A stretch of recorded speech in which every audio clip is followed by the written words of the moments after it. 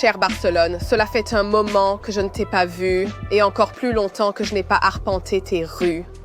Mais tu restes toujours l'endroit où tout a commencé pour moi. Une grande partie de ma jeunesse se trouve entre le moment où je suis venue vivre ici il y a 10 ans, désespérée de vivre mes années étudiantes dans un rêve espagnol fait de siestes l'après-midi et de tapas sans fin. Et maintenant, 10 ans plus tard, je suis revenue dans la ville que j'appelais autrefois chez moi. Tu as éveillé mon envie d'explorer le monde, mais je devais revenir voir ce qui avait changé. Je veux retracer mes pas, revivre de vieux souvenirs, savourer les saveurs du passé et du présent, et peut-être même retrouver celle que j'étais autrefois.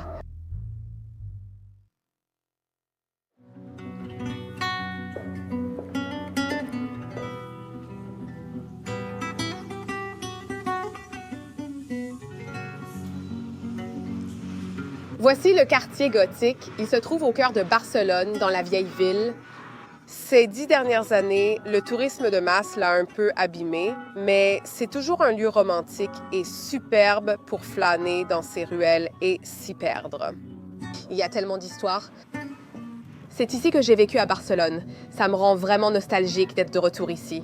Ce sont les rues où je me promenais pendant toute une année et ça me donne toujours l'impression d'être chez moi. Je les connais comme ma poche. Ça me rend heureuse d'être de retour ici. Une des choses que j'aimais vraiment dans la vieille ville, c'est que tu pouvais simplement marcher ici. Par exemple, il y a plein de touristes partout. C'est la folie autour de toi. Et puis, tu t'aventures simplement dans les petites ruelles du vieux centre et tu te perds complètement dedans. C'était le but, découvrir les coins cachés de la ville et leur histoire. C'est un excellent exemple de ce genre d'endroit. Voici la Plaza Mairie. Vous pouvez donc encore voir les impacts sur le mur de l'église, là où la bombe a été larguée pendant l'ère fasciste de Franco en 1938, tuant 42 personnes, dont la plupart étaient des enfants. Et c'est ironique, car maintenant, vous verrez des enfants issus exactement des mêmes écoles jouer encore au football tous les jours, mais ce sont ces coins cachés de la ville où l'on découvre ces histoires.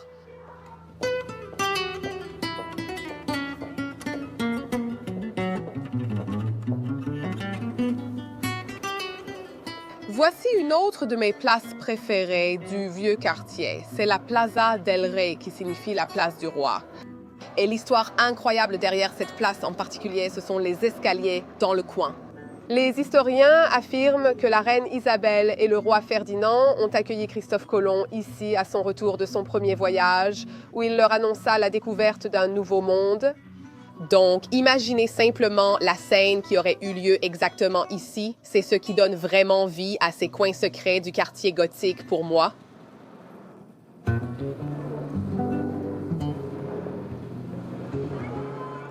Cette place est la Plaza Santa Jalm et c'est là que se trouvent les bâtiments du gouvernement national, la Generalitat de Catalogne, donc le gouvernement catalan. Et je me souviens simplement que lorsque j'étais ici, très souvent en passant, il y avait des gens qui manifestaient pour l'indépendance parce qu'ils ont toujours dû se battre pour leur indépendance. Je veux dire, la Catalogne en tant qu'État-nation existait il y a environ 1000 ans. Donc, ils ont leur propre culture, leur propre héritage, leur propre langue, et ils en sont vraiment fiers, et cela se ressent vraiment dans la culture du peuple catalan.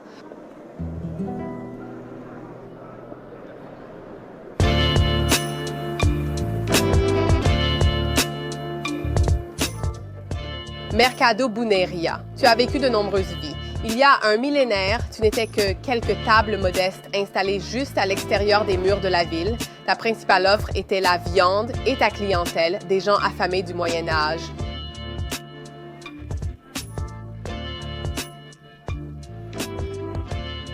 Sous Franco, tu as contribué à faire de la cuisine catalane l'une des plus sophistiquées d'Europe. Aujourd'hui, tu fais face à un autre défi, le tourisme de masse. Les produits bruts ont laissé place aux fruits liquéfiés, les tranches de jambon moelleux au porc sur un bâton. Et ta clientèle a maintenant faim de la boutique la plus instagrammable. Peux-tu encore préserver ton charme séculaire?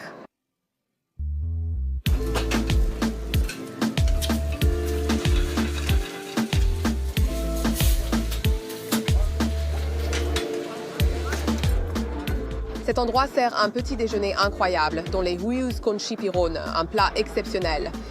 Donc, ce sont des petits calamars avec des œufs. Et je dirais que c'est leur meilleur plat.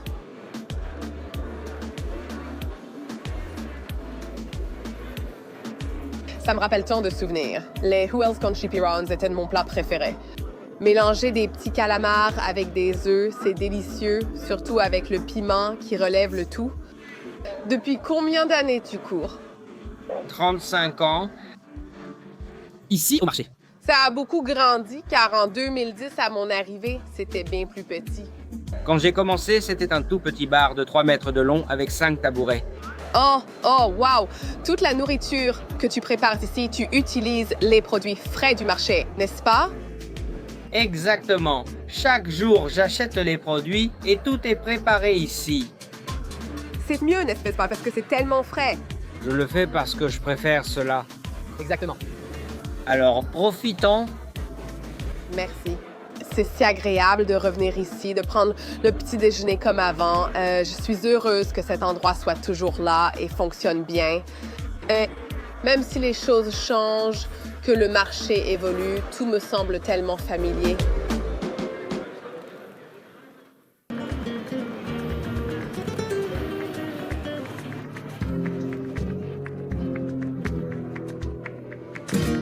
Voici Elbourne, situé près du quartier gothique dans la vieille ville. Je l'ai toujours préféré car c'est plus détendu, les rues sont plus larges, il y a moins de touristes et l'une de mes cathédrales préférées de Barcelone s'y trouve. Donc la Santa Maria del Mar qui est ici, elle est absolument magnifique. Je l'ai toujours vraiment adorée parce que c'est la seule cathédrale qui soit un véritable exemple de l'architecture gothique catalane pure. Il a fallu un demi-siècle pour la construire et pour les autres cathédrales de Barcelone, la plupart ont pris plus d'un siècle, ce qui signifie que les styles architecturaux varient. Et ce que j'aime dans celle-ci, c'est que j'avais l'habitude d'y entrer et c'est tout simplement incroyable parce qu'ils ont les vitraux les plus incroyables que je trouve absolument magnifiques.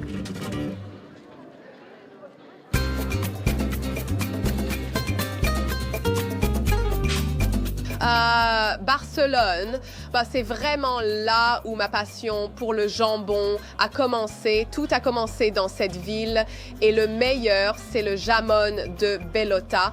C'est la meilleure qualité. Ce qui rend ce jambon spécial, c'est que les cochons sont nourris uniquement de glands pendant les 4 derniers mois de leur vie, ce qui rend le jambon très sucré, très noisetté et très gras.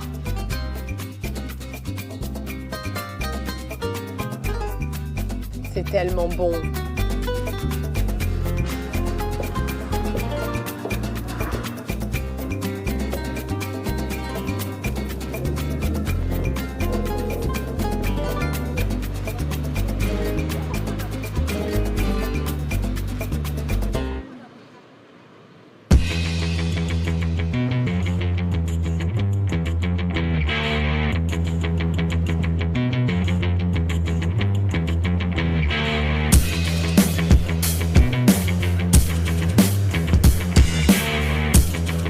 Je suis revenue dans ton quartier le plus incompris. Ici, l'air est chargé de l'odeur de l'herbe et du parfum bon marché porté par celles qui travaillent au coin des rues du barrio. Le claquement rythmique des roues de skate et le bourdonnement des bars nocturnes résonnent dans la ruelle. Tu es un microcosme de coexistence culturelle où les néons des kebabs attirent des résidents étrangers affamés et où quelques bars à tapas créatifs se cachent dans tes ombres.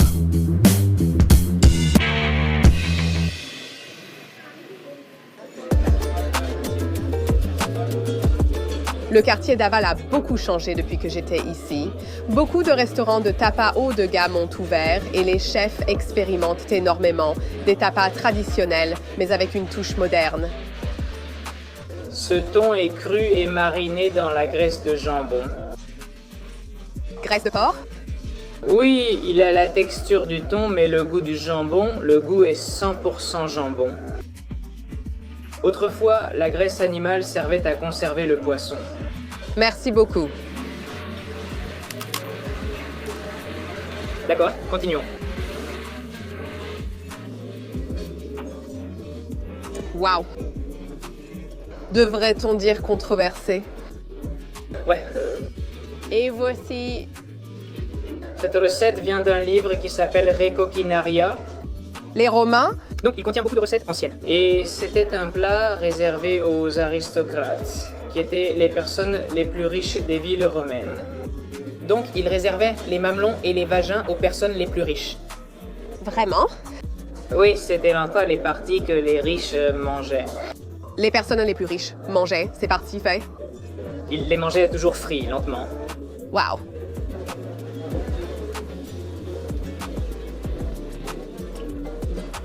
Eh bien, c'est certainement une texture gélatineuse.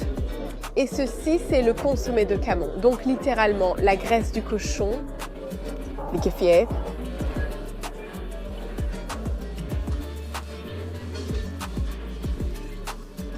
Et je dois dire, ça a un peu le goût de la sauce.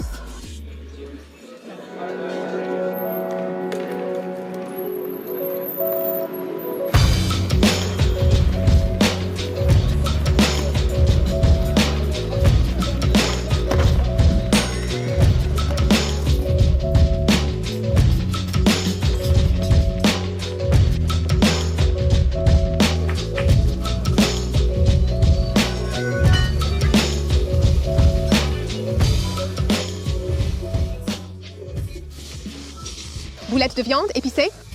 Apparemment, c'est l'un des meilleurs plats ici.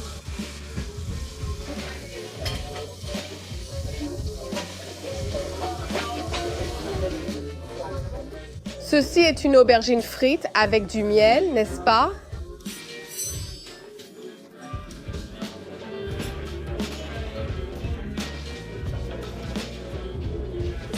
C'est incroyable. Oh mon Dieu, un peu de miel. Cochon de lait désossé? Nous avons de la viande de toutes les parties du cochon de lait, une sauce à base de ses os et la peau dessus. Parfait, merci.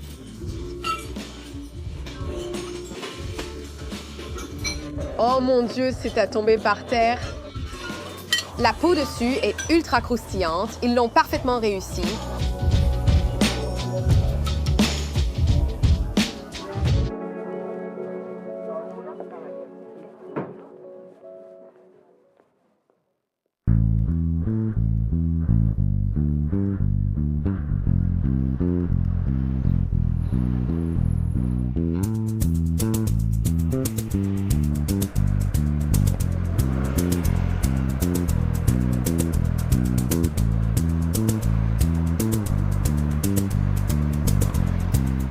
Le Paseo de Gracia est l'une des avenues les plus impressionnantes de Barcelone et vous y trouverez toutes les boutiques de luxe et de grandes enseignes. Ce que j'aime ici, ce sont vraiment les bâtiments avec une architecture incroyable, gothique et modernisme catalan. L'une des raisons pour lesquelles je suis tombée amoureuse de Barcelone, c'est grâce à Antoni Gaudí. C'était un célèbre architecte catalan et c'est lui qui a vraiment été le pionnier du style architectural moderniste catalan. Il a conçu plusieurs des bâtiments les plus emblématiques de cette rue. Donc celle-ci, c'est la Casa Batlló qu'il a conçue et c'est fou parce qu'elle ressemble à un bâtiment tout droit sorti d'un conte de fées ou quelque chose comme ça. Très inspiré par la nature, il utilisait toujours ses palettes de couleurs pour concevoir ses bâtiments. Donc celle-ci te rappelle un peu la mer et tu as ces magnifiques nuances de bleu qu'il a utilisées. Absolument magnifique. C'est ma maison préférée de Gaudí, la Pedrera, qui signifie carrière de pierre. Et la façade est entièrement faite de pierre. Ce que j'ai adoré, c'est qu'elle a une forme vraiment unique. Donc son style typique était de ne jamais utiliser de lignes très droites, mais plutôt des courbes. Donc vous verrez que c'est presque comme des ondulations et des vagues. Et puis ces terrasses en fer forgé très travaillées qui sont magnifiques sur le blanc de la pierre. Mais le meilleur, de loin, c'est le sommet, le toit terrasse. C'est juste une vue incroyable sur la ville avec des formes vraiment originales et excentriques à la Gaudí. Ce que j'aime dans ce bâtiment, c'est le toit terrasse. Il y a une vue incroyable sur Barcelone et on peut voir la Sagrada Familia qui était le dernier chef-d'œuvre de Gaudí. C'est comme un conte de fées ici. Il a donc repris le style de la façade avec ses structures impressionnantes. Mais pour moi, c'est vraiment ce qui rend Barcelone si spécial parce qu'on ne trouve pas cette architecture digne d'un conte de fées ailleurs, en Espagne. Je pense simplement que Gaudí et Barcelone sont tellement liés l'un à l'autre. C'est vraiment quelque chose de très, très spécial dans cette ville.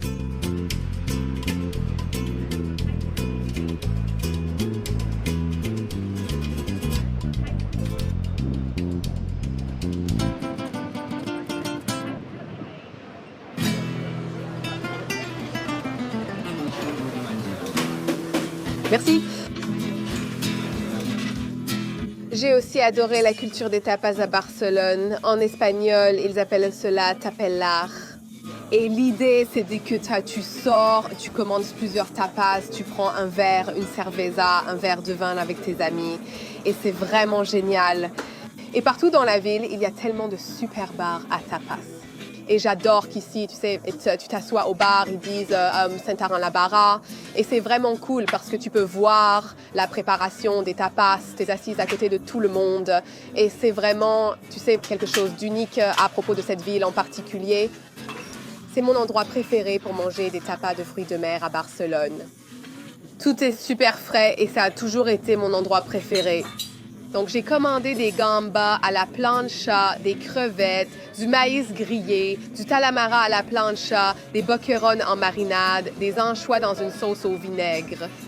Oh là là! Boquerones en marinade. Merci. Tellement bon. Encore mieux.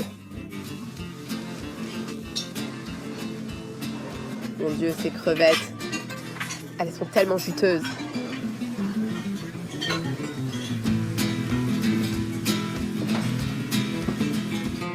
C'est la meilleure d'Asa catalane. J'en commandais tout le temps. Ça s'appelle crema catalana. Beaucoup pensent que c'est comme une crème brûlée. Pour être honnête, elles sont très similaires, mais on la parfume à l'orange et à la cannelle. Donc, elle a une sorte de saveur d'agrumes que la crème brûlée n'a pas. Oh mon Dieu, c'est tellement bon. Il faut vraiment aimer la crema catalana. Merci.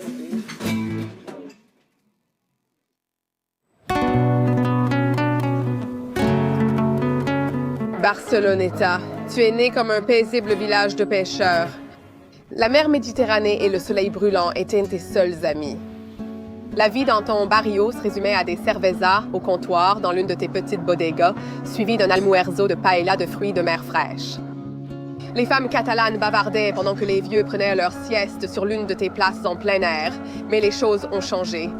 Des hôtels 5 étoiles ont ouvert, remplaçant les ardoises des bodegas catalanes par des menus plastifiés. Et les tongs et les coups de soleil sont les nouveaux venus en ville.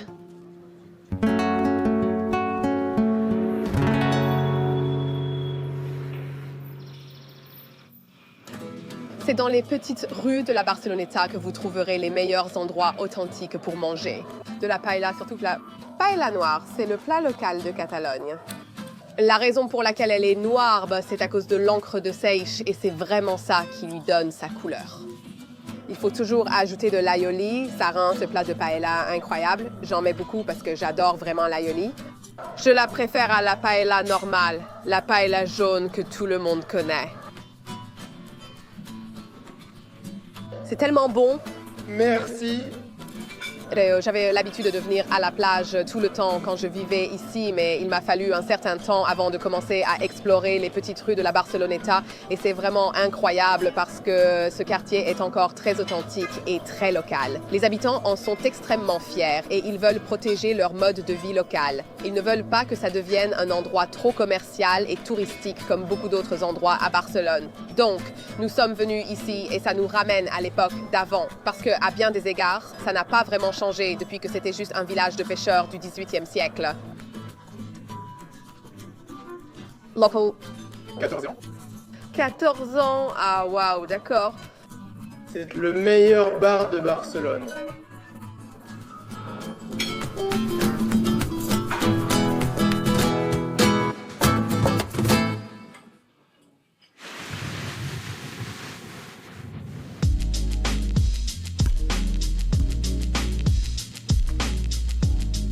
C'est ici que je venais tous les jours pendant l'été, quand je vivais ici pendant mon année à l'étranger et que je faisais un stage.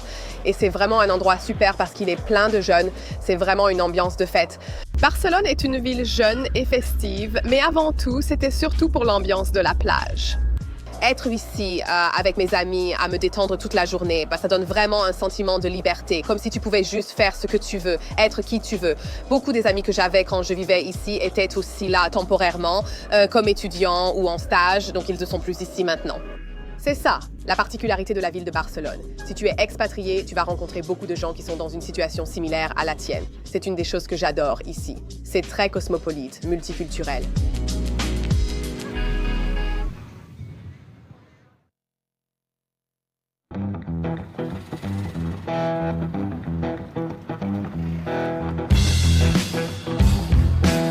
Le dimanche matin, les quartiers locaux s'éveillent lentement. Ici, le brunch catalan avec vermouth doux et tapas salés domine. Mais les anciennes bodegas ont été remplacées par des endroits branchés, des bars où la jeunesse débat de sujets actuels comme l'indépendance catalane ou le renouveau du vermouth autour de l'apéritif de leur choix.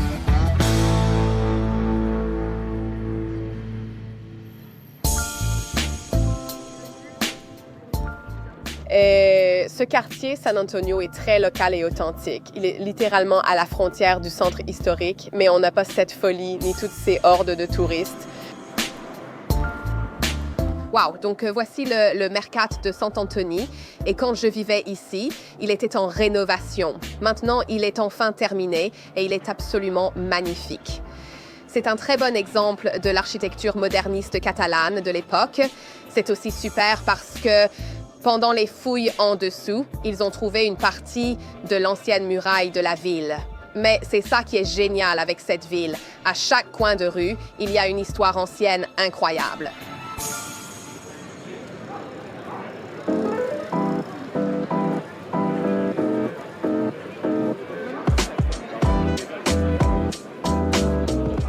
San Antonio a vraiment beaucoup changé depuis que j'y vivais. L'une des choses qui a vraiment explosé, c'est la scène du vermouth. Le vermouth a toujours été quelque chose qu'on associait plutôt à la génération plus âgée. Ce sont eux qui en profitaient avant. Mais maintenant, on dirait que les hipsters l'ont remis à la mode. La culture du vermouth est devenue très tendance, n'est-ce pas? Avant, ce produit n'était pas très abordable. De nos jours, il est très difficile de trouver du bon vermouth dans beaucoup d'endroits. Parce qu'ils sont tous très commerciaux, mais moi j'ai un vermouth spécial. Fait maison. Le Casero. Il a un goût unique. Soit tu l'achètes ici, soit tu ne l'auras jamais. Tu vois ce que je veux dire? Merci. Ils servent toujours du vermouth dans ces bars avec des tapas très salés et traditionnels, toujours accompagnés d'olives et d'anchois, des patatas bravas avec une sauce à l'ail. Toute l'ambiance de ce quartier est devenue beaucoup plus branchée et tendance, donc il y a beaucoup de gentrification en cours. La seule chose, c'est ce que c'est agréable maintenant parce que c'est très local. Mais évidemment, je pense que plus il y aura d'endroits branchés qui ouvriront, plus Victoria va inévitablement en entendre parler et elle viendra probablement découvrir ce quartier. C'est génial car c'est très différent de l'époque où je vivais ici, où il n'y avait rien de tel dans ce quartier.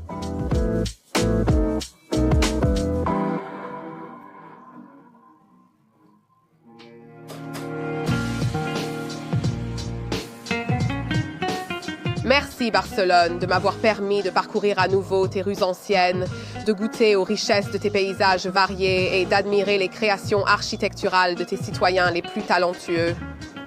Je promets de ne pas attendre aussi longtemps la prochaine fois.